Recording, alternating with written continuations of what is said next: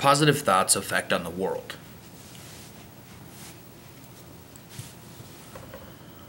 Through my vivid research and deep focus on positive thought, it is understandable to me that the effect this has on the world around each of us as individuals needs to be considered.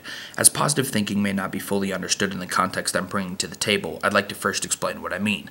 Positive thought is generally looked at as finding the best of all situations, or as some may say, looking at the glass half full. Finding connections between positive thinking and positive reinforcement helps me draw the line that it must affect the world in a favorable way.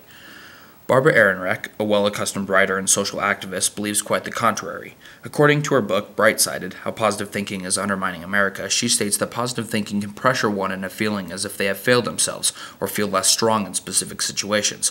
Barbara went to school at Reed College and then transferred to Rockefeller University, where she later graduated. According to her website, she describes herself as an American feminist, socialist, and often works on projects that are considered myth-busting. Barbara is a well-accustomed writer who has written many known books about negative positive thought, theoretical physics, feminism, and books about poverty.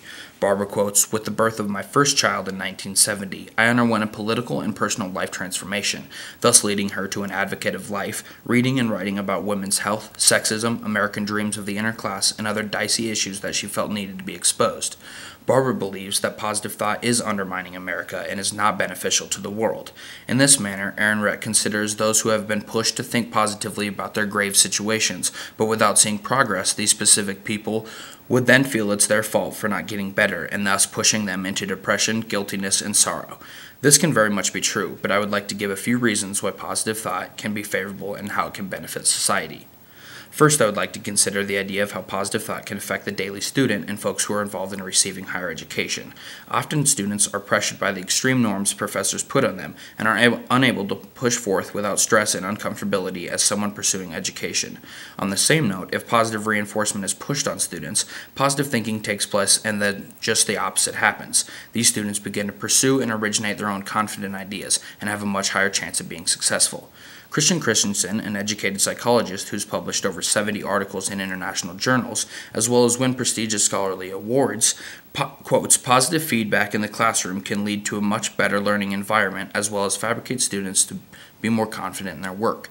When being told you are doing good and that your work is intelligent compared to when you are told your work is terrible and does not show intelligence, you are more apt to think highly of your work." Positive thinking in this case can shape who you want to become and what your focus is going to be dialed in as you continue your education.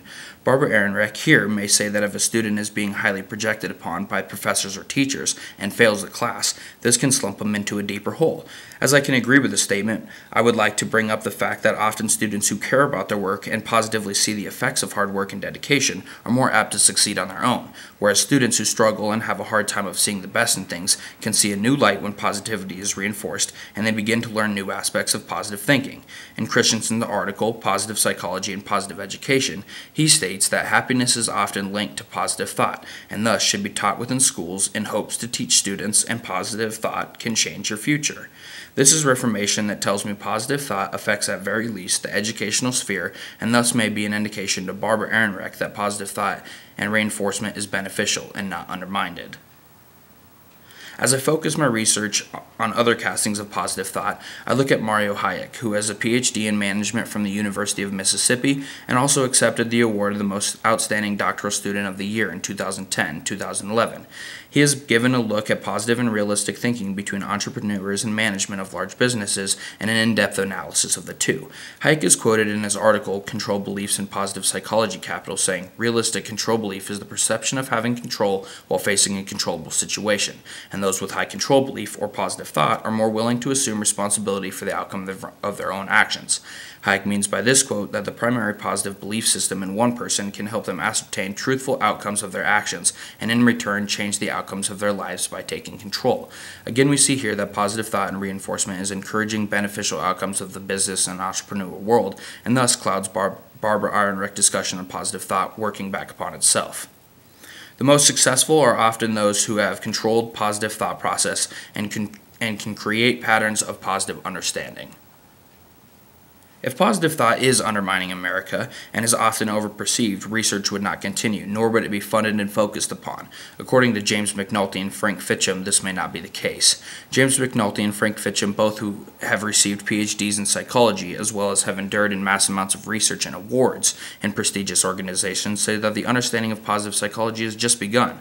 By this, they mean psychologists have just recently begun researching and understanding how positive thought is initiated and how it can contribute to the field of personal relationships, success, and satisfaction.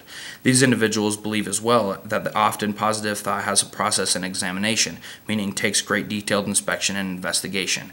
As psychologists themselves, they thoroughly believe that optimism, forgiveness, and kindness interact with positive thought in such a way that one can highly expect better generalization for their most desirable future outcomes.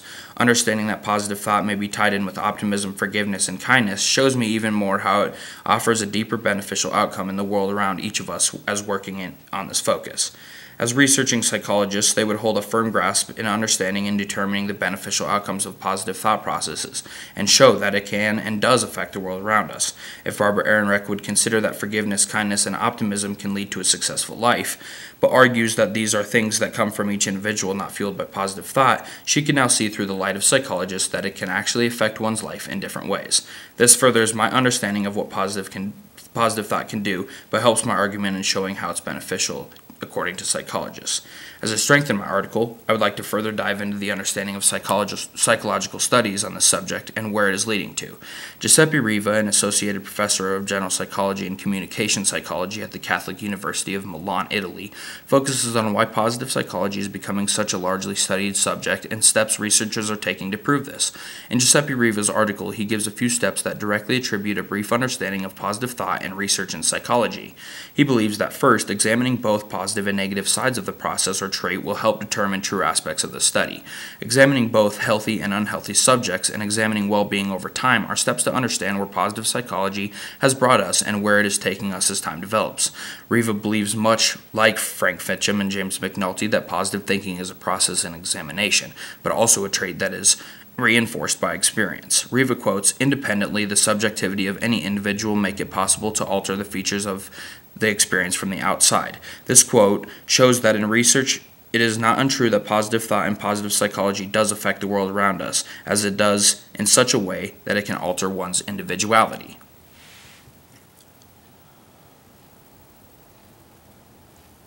Lastly, I would like to display how positive psychology is being embraced in mainstream medicines and treatments across the world, and is only becoming more popular. Leah Wee, who wrote an article, Thinking Positive Can Treat Anxiety and Depression, works for Singapore General Hospital and focuses on mental exercise and positive environment. She works with patients directly battling mental illnesses, depression, and anxiety, and in which she displays and focuses positive reinforcement and psychology in hopes to help these patients back to full health. Leah Wee quotes, "Mental health professionals here at this hospital say positive psychology provides a much-needed balance in traditional psychology's focus on what makes people mentally well. Medical field research and push for positive psychology and reinforcement again directly pushes my statement towards its importance in changing outcomes in our lives.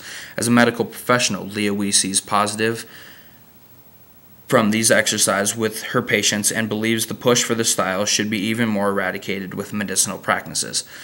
Positive thought is being used in medicinal fields even for those who are dealing with deep emptiness after grieving or hurt.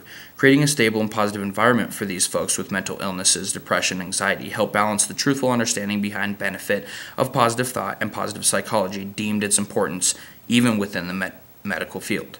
As we look back and understand where positive thought has created a major focus, I realize that it stretches over three major fields of the general public's daily life. Psychologists thoroughly believe in the benefit of positive thought so much that they are consistently researching, founding, and understanding the processes behind the mass impact positiveness can create in our world. Educators and professors across the nation are teaching with positive impacts and are focusing their work on how positiveness is creating a better learning environment for those furthering their education. Lastly, the medicinal field focuses on positive impact to help treat patients who are struggling with mental or emotional issues and believe that it is making a dramatic impact on those patients. Having these three fields of study understand that positive thought influences the world in a beneficial way helps me direct to Barbara Ehrenreich that positive thought is in fact important and does truly affect our world around us in worthwhile ways. I would ask Barbara to consider these factors as she does her continued research on the positive-negative thought perspectives.